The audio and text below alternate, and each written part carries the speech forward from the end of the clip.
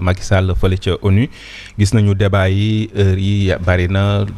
évoqué na sujet yu bëree bëri noo ko jàngatee démb passage bi nga xam ne Macky def na ko ginnaaw bi mu defoon lundi. waaw jërëjëf sëñ Nanko Bakayoko discours bu mag a mag a mag. Discours vraiment d'anthologie Macky Sall def na ko parce que li leen doon xaar xam nga organisation des Nations Unies baax na tam ñu waxtaan ak suñu mbokku sénégalais la moo ko tax a jug dëgg-dëgg ak ban contexte lañ ko créé. xam nga àdduna dafa dem première guerre mondiale bi ci jógee ñu créé société des nations pour fexe ba guerre bu mu amati. mais malheureusement après mu amaat beneen guerre mooy deuxième guerre mondiale. ñooñu nag léegi jot na bii ñu renforcer ko kuréel bu bees bi ñuy créé mooy organisation des Nations Unies. ba nga xam ne daal mu garantir li ñaan légalité souveraine entre les nations maam dëkk yëpp vraiment ñu yem quoi. ku nekk monarque bu nekk yem ci këlam. kenn bu mu agressé kenn. mais xam nga boo xoolee lii Donald Trump def bërki démb bu Iran def ko Venezuela après Russie itam mën na ko def Ukraine ak quelles que soient les raisons. dafa mel ni daal àdduna bi ku mën sa morom duma la.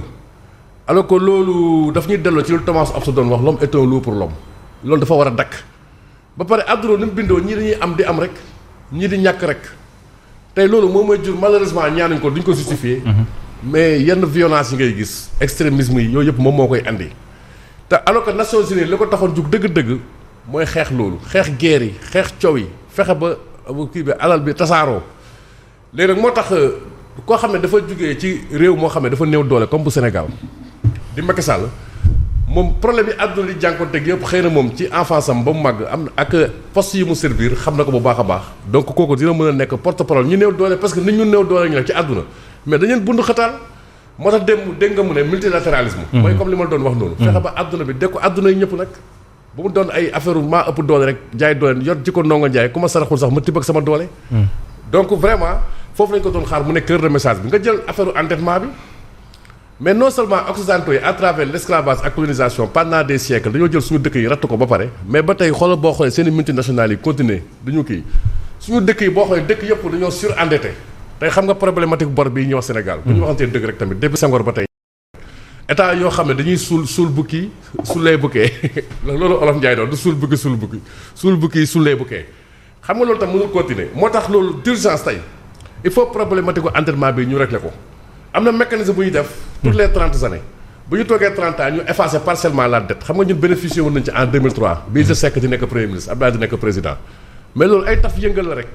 il faut que affaire dette bi ñu defal ñu allègement surtout que dañoo jógee ci ay crises yu mag comme Ukraine ak coronavirus yoo xam ne dafa affecté bu baax a baax suñu économie te keroog Oxfam def na benn rapport ne contre ko coronavirus bi rek il faut 10 ans ñu continuer di ko yëg mais ci affaire climat bi boo xoolee tamit tey. parce que il faut ñu préserver la nature mais coût bi mu laaj dafa mel ni financement bi yaa ngi ñun mënuñ ko supporter ñun africains yi. donc ñoom il faut ñu jël lu bëri loo xam ne dañu koy jox ñu compenser ko parce que xamoon tax ñoom industrialiser wu nañ ba pare. ñun industrialiser guñu. li nga xam ne nag mooy gap boobu ñun ñu manqué il faut que ñun ñu combler ko li mooy fondamentalement enjeu yi tey ci bi àdduna bi jànkoonteeg xam nga te loolu Macky Sall ñëw na ci bu baax a baax a baax te encore une fois bii organisation des Nations Unies mooy boole ñëpp looloo tax la plupart du temps da nga daan gis ku jigee ci dëkku yu néew doole comme ay Javier Pérez de Cuéllar ay Boutros Ghali Égypte ay Kofi Annan ñooñu ñoo naan ñoo dañuy jox poste boobu noonu quoi souvent secrétaire général pour wan leen ne àdduna ñëpp la même réforme conseil sécurité de l'ONU tey xam nga débat la parce que mënuñu toog rek li ñu naan le Permanent Five mooy 5 états yi nga xam ne ñoo gagné woon deuxième guerre mondiale bi France ak Russie ak ñoom Amérique ak ñoom Angleterre ñoom kese ñooy toog daal di dogal jël bopp yi tojee ay bopp rek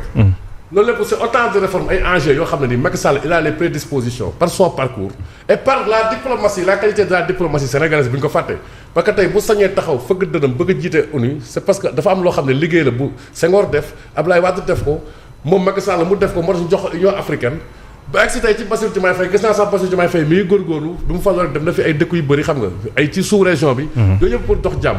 mais nag waxtaan bi jeexagul nag quoi parce que am na xibaar yoo xam ne ñu ngi koy for ba tey xaw ma ñi koy wax dañuy jaxase xel wala mais xam nga Infantino mu nekk FIFA waaw dafa mel ni boo moytul mu samp ndëndam te mun na nekk candidat Donald Trump Infantino waaw bu FIFA mën na nekk candidat wu Donald Trump quoi loolu gars yi koy wax non fi mu ne nii ki nekk tey vice secrétaire général ONU nekk Amina Mohamed nekk moom nag nigérian la ba pare nekk britannique malgré que le 1er avril bi lañ jàppoon xam nga mais ba tey il paraît que am na ñu mën nañ xaar benn candidat surprise. amaana dinañ ko gën a saytu alors Simon njiitu réew ba woon bu Sénégal ci kanamu 193 représentants wu dëkk yu Nations Unies ay waxtu ñu koy auditionné laaj nañ ko façon laaj bu nekk yow naka nga gisee tontu yi également vision bi nga xamante ne bi daal dina koy décliner ni ki démb. Bon man j'ai vu un Macky Sall très serein. En toute honnêteté très serein parce que peut-être expérience bi mu am expérience boobu moom insisté na ci d'ailleurs parce que au début bi muy def sa première déclaration il a un peu dressé son parcours li mu jot a def fi mu jot a jaar enjeu yi nga xam ne moom la fekkee en tant que dirigeant et décideur parfois nga war a jël ay décisions yu difficiles et dans ce contexte actuel fi monde bi tollu peut-être boo xoolee ñeenti candidats yi Macky Sall pour man moo ci génn un peu du lot léegi nag li ci des nag ay géopolitique la géopolitique parce qu'il va falloir faire des arbitrages entre puissances entre disons les membres permanents du Conseil de sécurité ak yeneen mais je pense que déjà Macky Sall a une avance par rapport aux autres laal moom c'est vraiment mon avis et je pense que boo xoolee compte rendu yi nga xam ne suñuy naatangoo ci presse bi même sur l'international tu sens que Macky a peut-être une certaine avance boo xam ne compte tenu bien sûr de son parcours compte tenu de son expérience compte tenu également de sa personnalité parce que affaire u personnalité la également nañu ñaan yàlla mu nekk le 3e africain à diriger l'ONU disons nekk secrétaire général après Boutros Ghali après bien sûr Kofi Annan tey jii nañu ñaan mu nekk Macky Sall mais à mon avis vraiment Macky Sall lui il sort du lot et bon moom il a déjà l'expérience et d'ailleurs wax na ko bi ko waa Ukraine di poser question par exemple sur la situation avec la Russie moom wax na ko il est capable aujourd'hui de parler avec tout le monde et il promet d'être un secrétaire général impartial il promet de parler avec tout le monde parce qu'il a cette capacité am na ko mën na wax ak ku ne amul benn xarma yàlla amul benn frontière amul benn disons limite par rapport aux dirigeants yi nga xam ne moom moo fi ne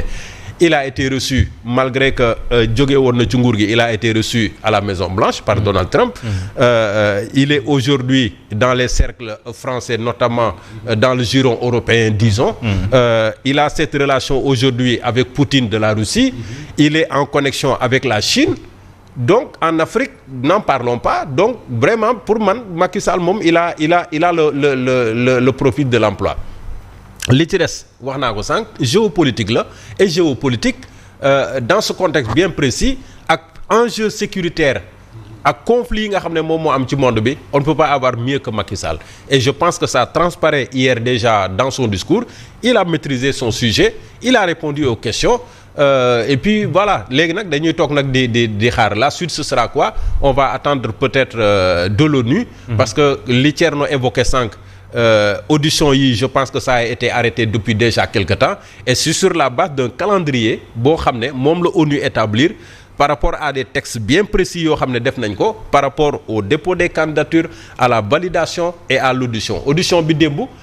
dans le jargon de l'ONU on appelle ça dialogue interactif donc interactif ce sont des diplomates yu réew yi nga xam ne ñoo accrédité wu auprès de l'ONU ñoom ñooy toog ci kanamu candidat bi